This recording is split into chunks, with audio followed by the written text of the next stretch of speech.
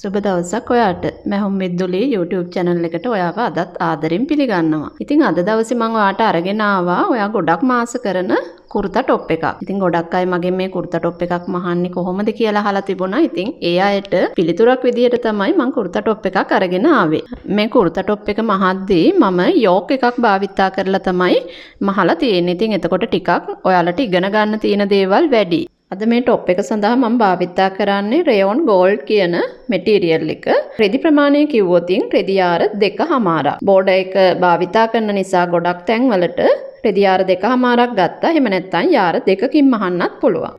Top එක සඳහා නිරූපණ දායකත්වයේ දෙන්නේ මගේ ආදරණීය සිසුවිය සඳුනි. එහෙනම් අපි යමුකෝ වීඩියෝ එකට. අපි බලමු මෙන්න මේ රෙදි කොටස කොහොමද මම සකස් කරගෙන තියෙන්නේ කියලා. මෙතෙන්දි බෝඩර් එක වාටියට එන්න අවශ්‍ය නිසා වාටියේ සිට ඉහළට ඇඳුමට අවශ්‍ය උසට අඟල් 2ක් හෝ 3ක් එකතු කරලා උස ගන්න ඕනේ. ඊළඟට පළල විදිහට අරන් තියෙන්නේ උකුල වටමින්ම දෙකට බෙදලා අඟල් 8ක් එකතු කරපු පළල වගේ දෙගුණයක් තියෙන රෙදි කොටසක් තමයි මම මෙතෙන්දි භාවිතා කරන්නේ. එහෙනම් ඊළඟට අපි මෙන්න මේ ගත්තු රෙදි කොටස මෙන්න මේ විදිහට නවා ගන්නවා. එතකොට මෙතන තියෙනවා රෙදි පෙටවල් 4ක්.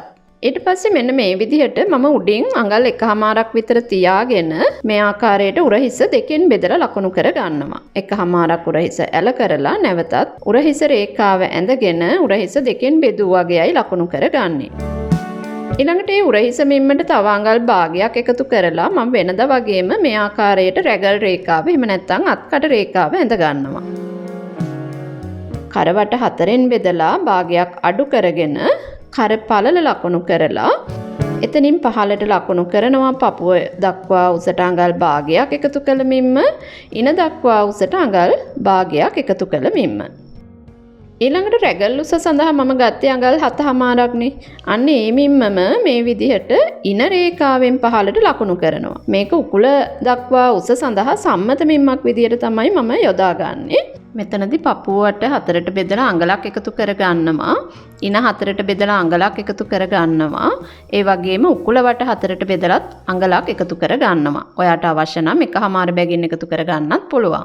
ඊට පස්සේ මෙන්න මේ විදිහට මේ ලක්ෂ රූල ආධාරයෙන් යා කර ගන්න මෙන්න මේ කොටස ඉනේ සිට උකුල දක්වා ඔයාට පුළුවන් පොඩි කර්ව් ෂේප් එකක් දෙන්න.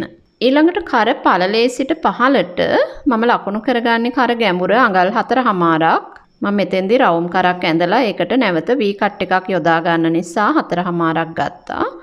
ඊළඟට මම නැවතත් කරපළල අඟල් භාගයකින් වැඩි කර ගන්නවා. එක භාගයක් අඟලක් ඔයාලට කැමති විදිහට වැඩි කර ගන්න පුළුවන්. මම මෙතෙන්දී භාගයක් වැඩි කරා. ඊළඟට මෙන්න මේ V කට් එක සඳහා අඟල් භාගික ප්‍රමාණයක් තමයි මම මේ විදිහට ලකුණු කරන්නේ. ඒක රැගල් උස රේඛාව දක්වා යා කරා. ඒ කියන්නේ අඟල් 2ක වගේ උසක් මම එතෙන්දී භාවිතා කරනවා. ඊළඟට අත්කට ඇඳ ගැනීමේදී උරහිසයි රැගල් රේඛාවයි අතර මැද හොයලා මේ විදිහට උරහිසට වඩා අඟල් භාගයක් අඩුවෙන් ලකුණු කරමින් මේ විදිහට අත්කට ඇඳ ගන්න පුළුවන්.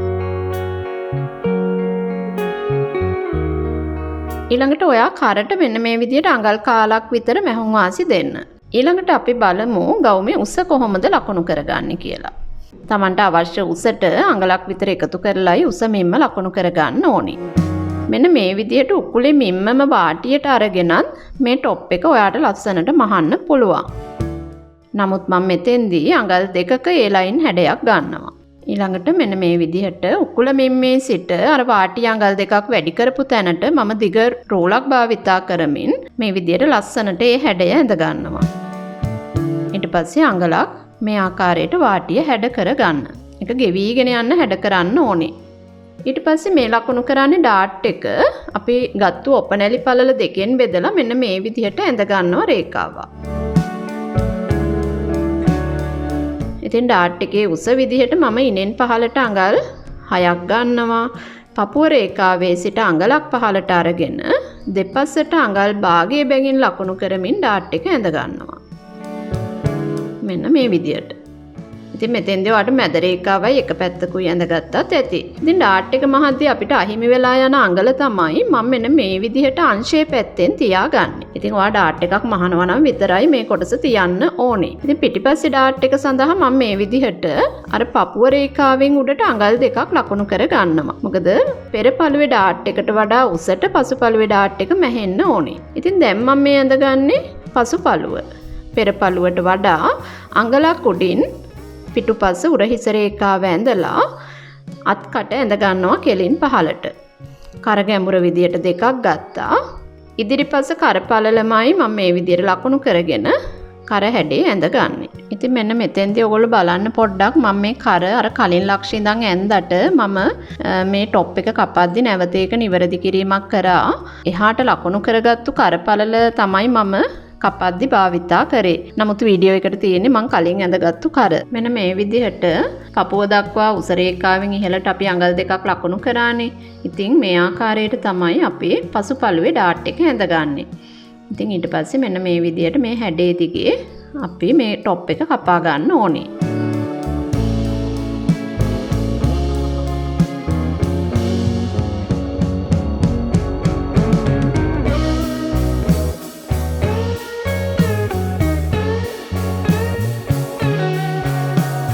පසුපළුවේ ඩාට් එක අපි ඉහළට අඟල් දෙකක් ගත්තානේ. ඉතින් අන්නේ අඟල් දෙක මම මෙන්න මේ විදිහට පසුපළුවට ලකුණු කර ගන්නවා. ඉන ළඟත් ලකුණු කරනවා. ඩාට් එකේ පහළ කෙළවරත් මේ විදිහට ලකුණු කරගෙන මෙම රෙදි කොටස් දෙකෙන් එක කොටසක් ඉවත් කරනවා. ඊළඟට පෙරපළුවේ හැඩේ දිගේ මෙන්න මේ විදිහට පෙරපළුව කපලා ගන්න ඕනේ. මේ විදිහට අත්කට කපා ගන්න.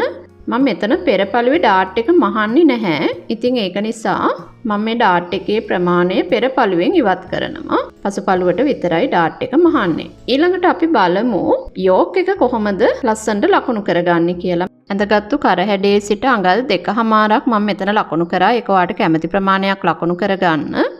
ඉන රේඛාව දිගේ අඟල් 4.5ක් ලකුණු කරගෙන තියෙනවා.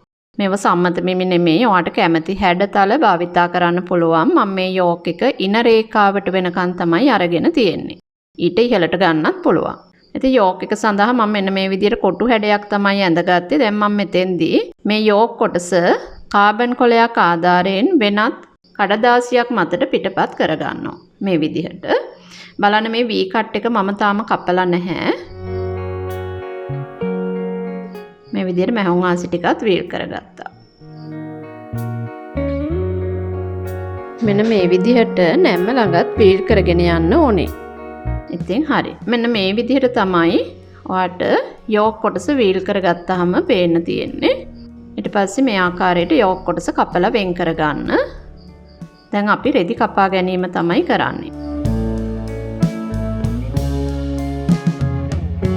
ඊළඟට අපි බලමු අපේ අත නිර්මාණය කරගන්නේ කොහොමද කියලා. මෙතෙන්දි මම 3/4 size අතක් තමයි නිර්මාණය කරන්නේ පප් ස්ලීව් එකක්. එහෙනම් අතේ දිගට මැහුම් ආසි භාගයක් එකතු කරලා මෙන්න මේ විදිහට ලකුණු කරගන්නවා. අතේ සම්මතමින්ම අඟල් 4.5ක් ලකුණු කරගන්නවා. මේ ආකාරයට හරස් රේඛා ඇඳ ගන්නවා. උරහිස දෙකෙන් බෙදලා අඟලක් එකතු කරනවා. අතවට දෙකට බෙදලා අඟලක් එකතු කරගෙන මෙන්න මේ විදිහට රූල තියලා යා කරගන්න ඕනේ. ඊළඟට මෙන්න මේ හැඩ රේඛාව කොටස් 4කට බෙදා ගනිමින් ඉහළට අඟල් භාගයක් සහ පහළට අඟල් භාගයක් ලකුණු කරමින් අතේ හැඩය මෙන්න මේ විදිහට ඇඳ ගන්න. මෙතෙන්දි මම අතේ මුදුනට රැලි තැබීම සඳහා අඟල් 2ක ඉඩක් භාවිතා කරනවා. ඊට පස්සේ මෙන්න මේ විදිහට අර මැද ලක්ෂය දක්වා මම අතේ හැඩය ඇඳගෙන යනවා. ඉතින් ඔයාලට රැලි වලට වැඩිපුර ප්‍රමාණයක් තියන්න ඕනේ නම් මෙතනින් මේ විදිහටම උඩට ගන්න එපා. එතකොට අත හිරවීමක් වෙන්න පුළුවන්.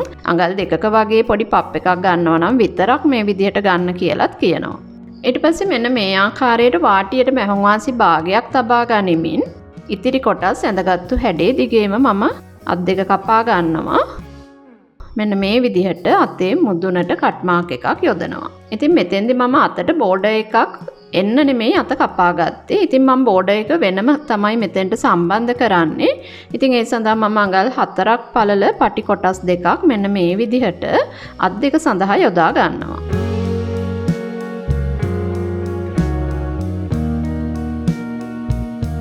ඊළඟට අර කපාගත්තු යෝක් එක මම මෙන්න මේ විදිහට රෙදි කොටසකින් කපාගෙන ඒකට පියුසින් අලවලා මේ විදිහට ලස්සනට හදාගත්තා.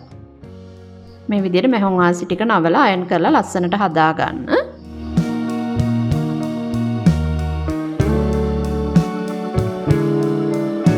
ඇඳුමේ කන පිට පැත්තට අපේ යෝක් කොටසේ හොඳ පිටයි තියාගන්න ඕනේ. ඉතින් මේ විදිහට රඳවගෙන අපි ඒක මෙන්න මේ විදිහට මහගෙන යමු. මම මේ টොප් එකේ කර කැපුවානේ. ඔයාට টොප් එකේ කර කපන්න නැතුවත් මේ ටික මහලා ඉවර වෙලා කපන්න පුළුවන්. මම টොප් එකේ කර කැපුවා. නමුත් යෝක් එකේ කර කැපුවේ නැහැ. මේ විදිහට තමයි මහගෙන යන්නේ. ඊට පස්සේ මෙන්න මේ විදිහට අපි මේ වැඩි කොටස් කපලා අයින් කර ගන්නවා.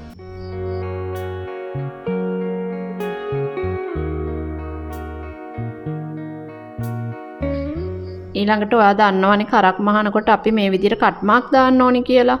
ඉතින් මෙන්න මේ කොන් දෙකත් කපලා අයින් කරලා කට් මාක් දාන්න අඟලෙන් අඟලට මේ විදිහට හැඩයට කට් මාක් දාගෙන යන්න. ඊට පස්සේ අපි මෙන්න මේ විදිහට ලස්සනට මේක හරවලා අයන් කරලා මේ ආකාරයට හදා ගන්නවා. බලන්නකො ලස්සනට කර මැහිලා තිනවා. ඊට පස්සේ මම මෙන්න මේ විදිහට අවුට්ලයින් එකක් මහනවා. ඉතින් ඔයා දන්නවා කරක් මහනකොට ඒක අපි නීට් එකට මහන්න නම් මෙන්න මේ අවුට්ලයින් එක අනිවාර්යෙන් මහන්න ඕනේ. හැබැයි මෙතෙන්දී අපිට ගැටලුවක් තියෙනවා සම්පූර්ණ කර වටේටම අවුට්ලයින් එක මහන්න බෑ. ඉතින් අපිට පුළුවන් ප්‍රමාණයට අවුට්ලයින් එක මහගමු. ඉතින් ඊට පස්සේ මෙන්න මේ විදිහට හොඳ පිටින් අර මැහුම් වාසි නවලා අයන් කරලානේ මම තියෙන්නේ. ඉතින් ඒ අයින දිගේ මම මෙන්න මේ විදිහට ලස්සනට මහගෙන යනවා. ඉතින් මේ විදිහට මහද්දී ඔයාට කිසිදු වෙනස් වීමක් නැතුව ලස්සනට මහන්න පුළුවන්.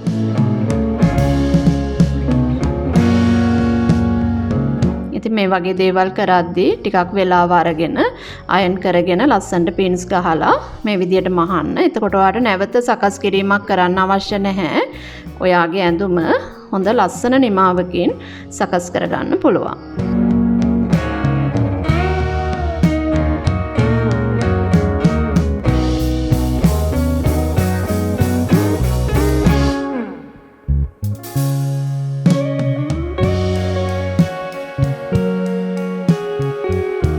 දැන් මම මෙන්න මේ විදිහට පසුපළුවේ ඩාට් මසා ගන්නවා. ඉතින් මෙතෙන්දී ඩාට් දෙකක් අපි පසුපළුවට ලකුණු කරානේ. ඉතින් ඒ දෙකම මහ ගන්න ඕනේ. ඊළඟට පසුපළුවේ කරට මම මේ විදිහට බයස් පටියක් තමයි තියලා මහන්නේ. අඟල් 1යි කාලක විතර බයස් පටියක් කපලා ගන්න. අරගෙන හොඳ පිටින් තියලා මහලා ඊට පස්සේ කන පිටට හරවලා මහන්න. ඉතින් මේ වගේ දේවල් ගොඩක් මහන හැටි මගේ කලින් වීඩියෝස් වල තියෙනවා. ඉතින් ඔයාලට පුළුවන් ඒ වීඩියෝස් බලන්න.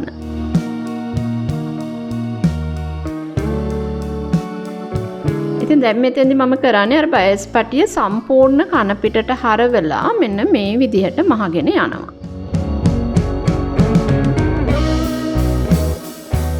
ඔයාට අවශ්‍ය නම් පේසිමක් දාන්නත් පුළුවන්. නමුත් මම මෙතෙන්දි බයස් පටියක් තියලා තමයි මේ විදිහට ලස්සනට මහගත්තේ.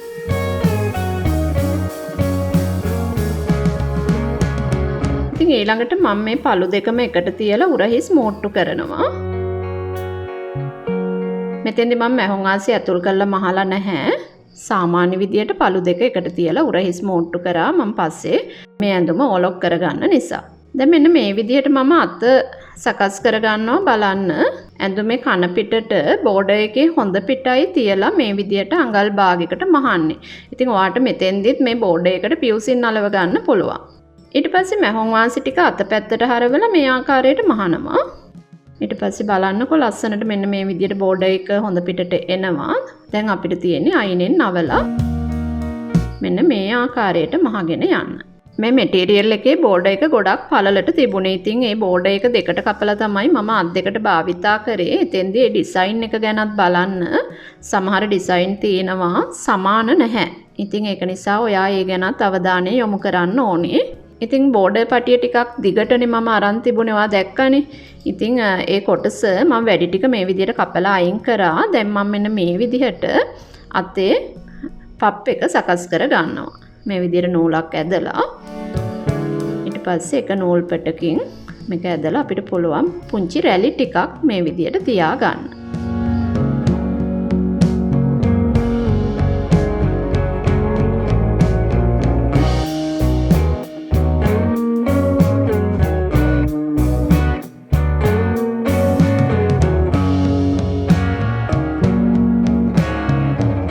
ඊළඟට රැගල් රේඛාවේ කෙළවරින් ගානට තියලා මෙන්න මේ විදිහට උරහිස ළඟට අපි කට් මාක් එකක් යොදා ගන්නවා. දැන් එතෙන්ට තමයි අපේ අතේ මුදුන අපි අර අතටත් දාගත්තනේ කට් මාක් එකක්. ඒක තියලා මහන්නේ උර හිසට දාපු කට් මාක් එකට.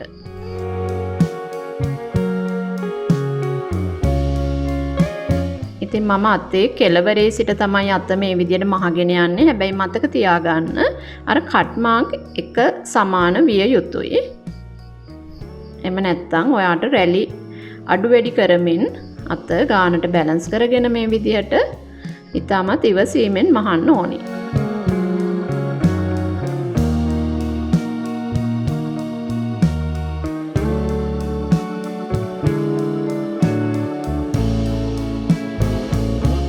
ඉතින් මේ විදිහට අත් දෙකම අත්කඩට ඇල්ලුවට පස්සේ අපි බලමු අංශය කොහොමද මෝට්ටු කරගන්නේ කියලා බලන්න.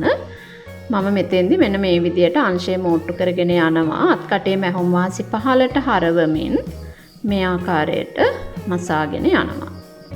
මම මෙතෙන්දි ඉනේ සිට පහළට අඟල් දෙකක් විතර ලකුණු කරා. එතෙන්දි අඟලක් හෝ දෙකක් ලකුණු කරගන්න. එතෙන්ට වෙනකන් පමණක් මහලා නවත්තන්න. එතනින් පල්ලෙහාට අපි මේ টොප් එකේ ඕපන් එක තමයි සකස් කරගන්නේ. මෙන්න මේ විදිහට මේ බලන්න. මම මෙන්න මෙතනින් මැහුම නවත්ත ගන්නවා.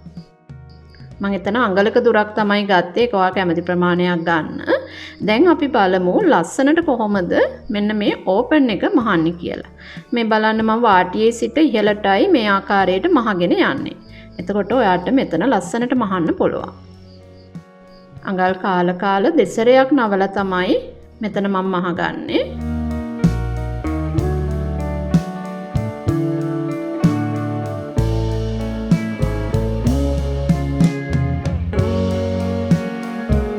මෙන්න මෙතන බලන්නකො ගොඩක් අයට මෙතන වැරදෙනවා. මෙන්න මේ විදිහට මෙතෙන්ට මහලා මෙතනින් අපි නීඩල් එක යටට ගහලා මෙන්න මේ විදිහට හරව ගන්න ඕනේ. මෙතන කොටු හැඩයක් මැහෙන්නේ මේ. ඊට පස්සේ නැවත නීඩල් එක යටට ගහලා තමයි අපි නැවතත් පහළට මසාගෙන යන්නේ. එතකොට එතන කිසිදු රැලි වීමක්, ගුලි වීමක් නැතුව ලස්සනට මහන්න පුළුවන්. මෙන්න මේ විදිහට වාටිය දක්වාම මහගෙන යනවා. හරි. ඔය විදිහට ඔයාට පුළුවන් දෙපැත්තම අංශ මෝට්ටු දෙක මසා ගන්න. ඊට පස්සේ අපි මෙන්න මේ විදිහට වාටිය මහනවා. මම වාටිය මැසීම සඳහා අඟලක් තිබ්බනේ. ඉතින් ඒක නිසා මේ අඟල තමයි මම මේ විදිහට පළු දෙක එකතු කරලා මාක් කරගන්නේ. නැත්තම් උස කොට එනවා. ඉතින් අපි බලමුකෝ කොහොමද වාටිය මහන්නේ කියලා. දෙසරයක් වාටිය නවන්න. ඔයා මැහුම් වාසි භාගෙ ගත්තා නම් කාල බැගින් දෙසරයක් නවන්න. නැත්තම් අඟලක් ගත්තා නම් දෙපැත්තට ඔයාට පුළුවන් අඟල් භාගයේ බැගින් දෙපසට මේ ආකාරයට නවාගෙන මහගෙන යන්න. ඉතින් මෙතෙන්දි බලන්න පොඩි කර්ව් ෂේප් එකක් තියෙන නිසා ඔයාට පේනවා ඇති පුංචි බුරුල් ගතියක් තියෙනවා. පොඩ්ඩක් නිකන් චූටි රැල්ලක් තියන්න ඕනි වගේ. ඉතින් එම රැල්ලක් තිබ්බට කමක් නැහැ. මේක හොඳ පිටට අපිට එතකොට කිසිදු ප්‍රශ්නයක් නැතුව ලස්සනට මැහිලා තියෙනවා. ඔයාට මේ වගේ ලස්සන ඇඳුම් මහන්න ඉගෙන ගන්න අපේ මැහුම් පන්ති සඳහා එකතු වෙන්න පුළුවන්. ඒ වගේම YouTube එකට මම වීඩියෝ එකක් කරන්නේ මගේ ක්ලාස් වලට සහභාගී වෙන්නේ නැති නමුත් මගේ වීඩියෝස් බලලා ගොඩක් ඉගෙන ගන්න අය ඉන්නවා. ඒ ගැන මට ගොඩක් සතුටුයි. ඉතින් මම හැම දෙයක්ම මගේ ක්ලාස් වල උගන්වන විදිහටම තමයි මම මේ වීඩියෝ සකස් කරලා තියෙන්නේ. කිසිදු රහසක් නැතිව. මේ වීඩියෝ එක හොඳ නම් ලයික් කරන්න. ඒ වගේම කමෙන්ට් කරන්න. ඔයාගේ යාළුවන්ටත් බලන්න ෂෙයා කරන්න. එහෙනම් අලුත් වීඩියෝ එකක් අරගෙන එන්නම්. මම දුලිකා ක්‍රිෂාන්ති.